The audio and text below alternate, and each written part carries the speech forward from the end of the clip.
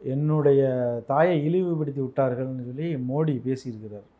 என்னுடைய தாயை மட்டுமல்ல, அவர்கள் இந்த நாட்டில் உள்ள அனைத்து தாய்களையும் இழிவுபடுத்தி விட்டார்கள். அனைத்து பெண்களையும் இழிவுபடுத்தி விட்டார்கள்.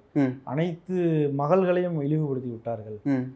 ராஜ குடும்பத்தில் பிறந்தவர்களுக்கு வந்து சாதாரண மக்களுடைய அன்பு பாசம்லாம் தெரியாது அப்படின்னு சொல்லி ஒரு பயங்கரமான ஒரு ஸ்பீச்சை வந்து மோடி கொடுத்துருக்கிறார் பீகார் தேர்தல் பிரச்சாரத்தில். மோடியினுடைய அந்த பேச்சுக்கள் வந்து தேர்தல் பிரச்சாரங்களில் இதற்கு முன்பு மிகப்பெரிய அளவில் அது தாக்கத்தை ஏற்படுத்தியிருக்கு. அது இல்லைன்னு நம்ம மறுக்க முடியாது.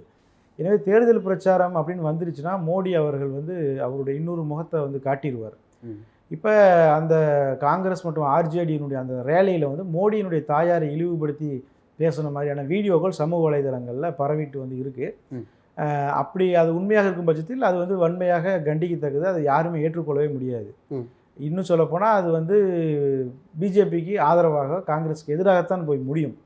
அப்போ இதை யார் வந்து செஞ்சாங்க, ஏன் செஞ்சாங்க, எப்படி செஞ்சாங்க எல்லாம் விசாரிக்கப்பட வேண்டிய ஒரு விஷயம். பட் ஆனால் அது கூட யாருக்கும் தெரியலை.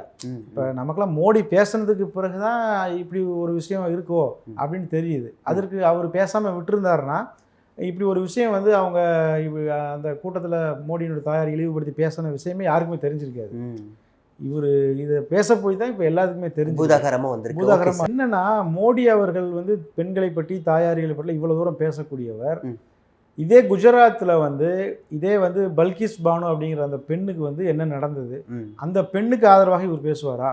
அந்த அவங்களும் ஒரு தாய் தானே, அவங்களும் ஒரு மகள் தானே, அவங்களுக்கு ஆதரவாக இவர் ஏதாவது பேசியிருக்கிறாரா? இவர் கட்சி சார்ந்தவர்கள் பேசுவாங்களா? இப்போ இதில் இன்னொரு விஷயம் சார், அப்போது மணிப்பூரில் பெண்கள் பாலியல் வன்கொடுமை நடந்தப்போ இதே பிஜேபியை சேர்ந்த அமைச்சர்களாகட்டும் அடிமட்ட தொண்டனாகட்டும் ஒருத்தருமே வாயை திறக்கல. தன்னோட அம்மாவை மட்டும் பேசிட்டாங்கன்னு சொல்லி இவர் பொங்கி எழறது நியாயமே இல்லையே. அப்ப அவங்கதான் இந்திய நாட்டு பெண்கள் கிடையாதா? மணிப்பூர்ல அந்த பெண்களை நிர்வாணப்படுத்தி அழைச்சு வந்தது வந்து உலகமே பார்த்து நடுங்கிடுச்சு. இன்று வரைக்கும் அவர் அந்த மாநிலத்துக்கு கூட போகல. அப்ப நீங்க சொல்லுவது மாதிரி அவர்களெல்லாம் பெண்கள் இல்லையா? அப்போ ஒரு சென்டிமெண்ட்டை வந்து ஒரு தாய் சென்டிமெண்ட் அப்படிங்கிறது மக்கள்கிட்ட ஒர்க் அவுட் ஆகும். அப்படிங்கிறதுனால அதை வந்து பாருங்கள், அவர் பர்சனலான ஒரு விஷயம் அவரை பற்றி பேசுனதை அதையே ஒரு அரசியல் செஞ்சு அதில் வந்து வாக்குகளை வாங்க முடியுமா அப்படின்னு சொல்லி நினைக்கிறது வந்து ரொம்ப ஆபத்தான ஒரு விஷயமாக தான் நான் பார்க்குறேன்.